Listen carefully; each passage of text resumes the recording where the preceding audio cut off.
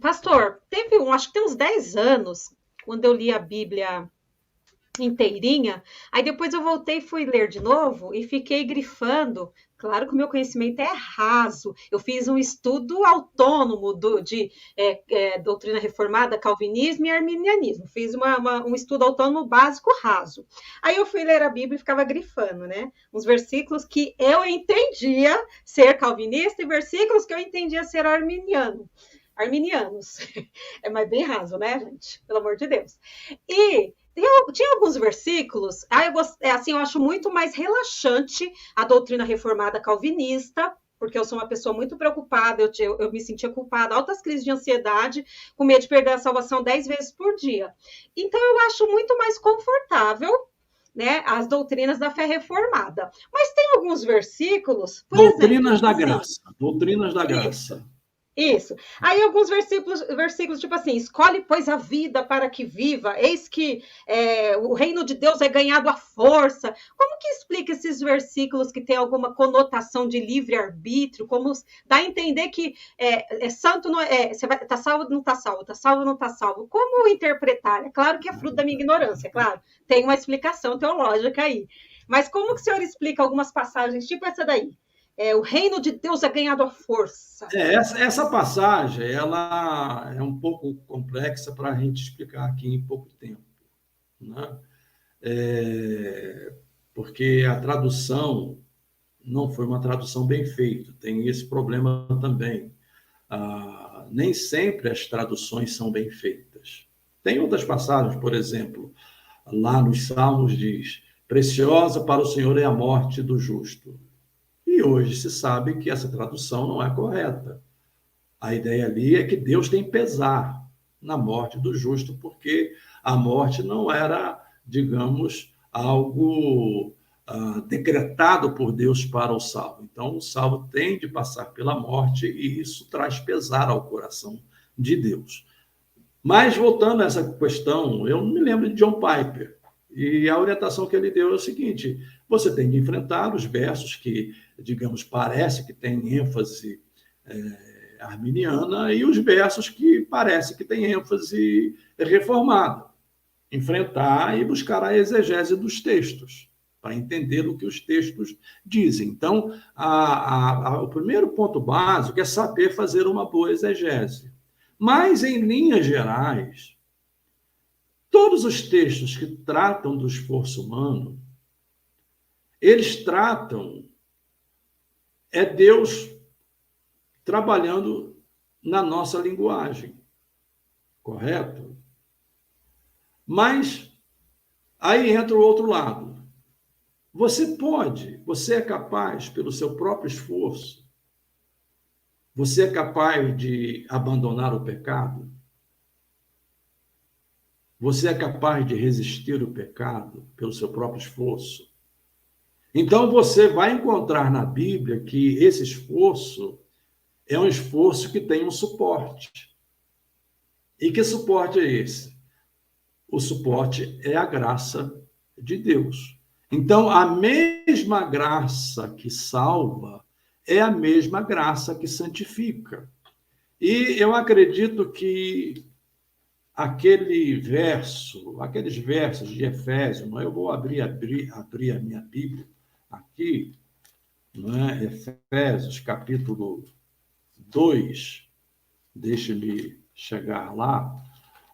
Se a gente interpretar aquela passagem de maneira correta, nos ajuda a entender bem essa questão. Capítulo 2, versos 8 e 9.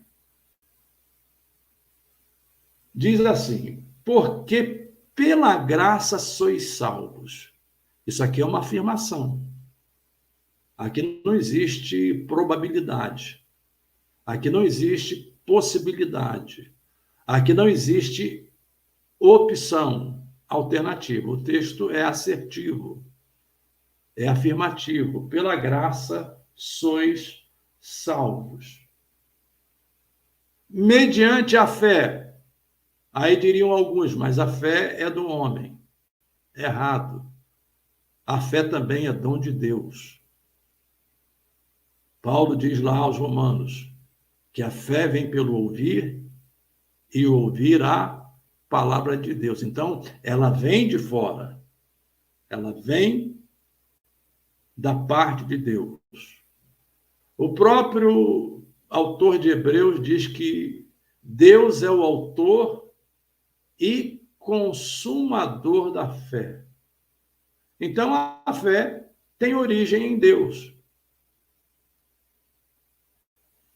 Por isso que a gente não pode dissociar aqui a fé da graça.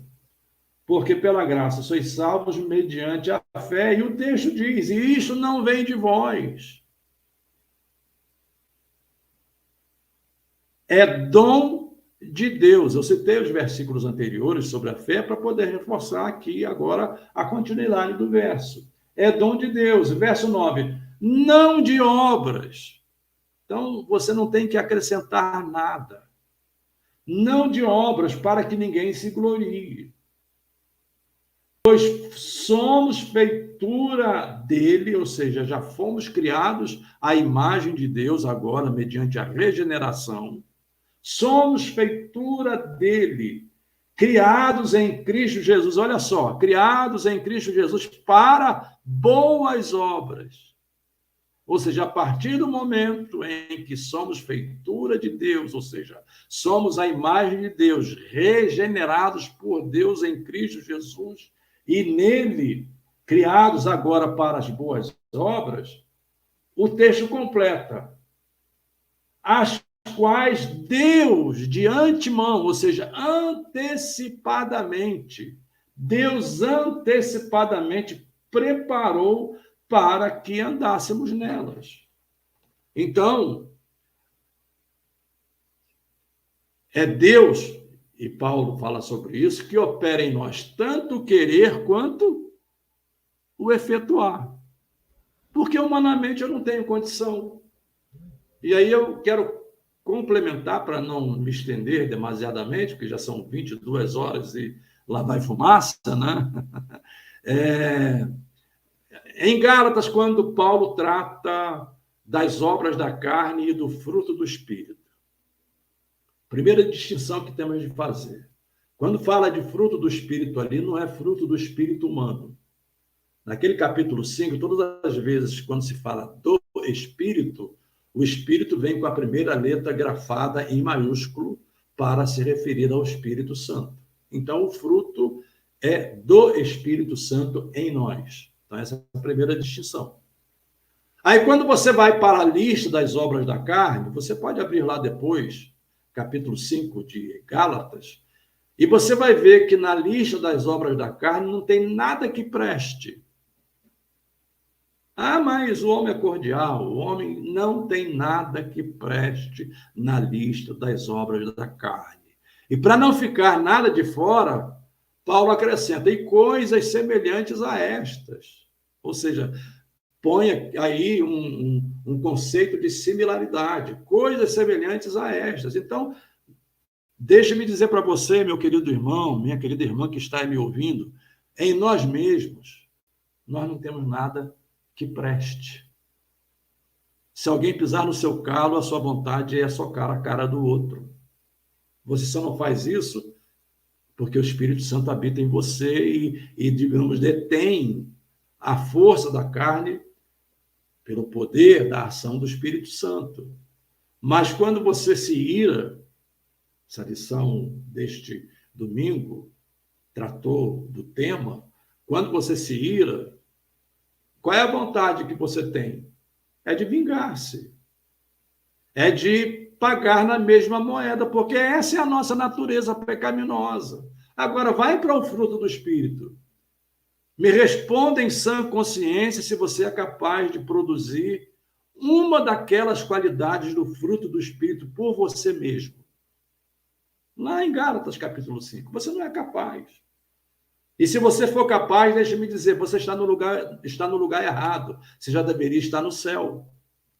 Porque você já é santo demais para viver aqui. Né? Então, quem produz esse fruto, está rindo, irmã Silvana, é verdade. Você é santo demais para viver aqui. Quem produz esse fruto é o Espírito Santo. Na sua capacidade humana, por mais que você se esforce, por mais que você lute, você vai sempre ter a frustração. E aí vai buscar socorro em quem? Vai buscar socorro naquele que perdoa. Ele quem perdoa todas as tuas iniquidades. É nele que você vai buscar socorro. Porque o homem não tem poder para lhe perdoar. O homem não tem poder para apagar as suas transgressões. Então, não é melhor viver debaixo da graça de Deus? Não é melhor, inclusive, não só para a salvação, mas também para a santificação? Não é melhor viver sendo guiado pelo Espírito Santo e que esse Espírito produza em nós as qualidades desse fruto, que é o fruto do Espírito, longanimidade, amor, paciência. Tem gente que o pavio é curto, então tem que entrar na fila da paciência para o Espírito Santo esticar esse pavio, né? E é só o Espírito Santo que tem poder de fazer isso. Só. Com certeza. Então essa é a mensagem bíblica. Do YouTube as notificações dos novos vídeos.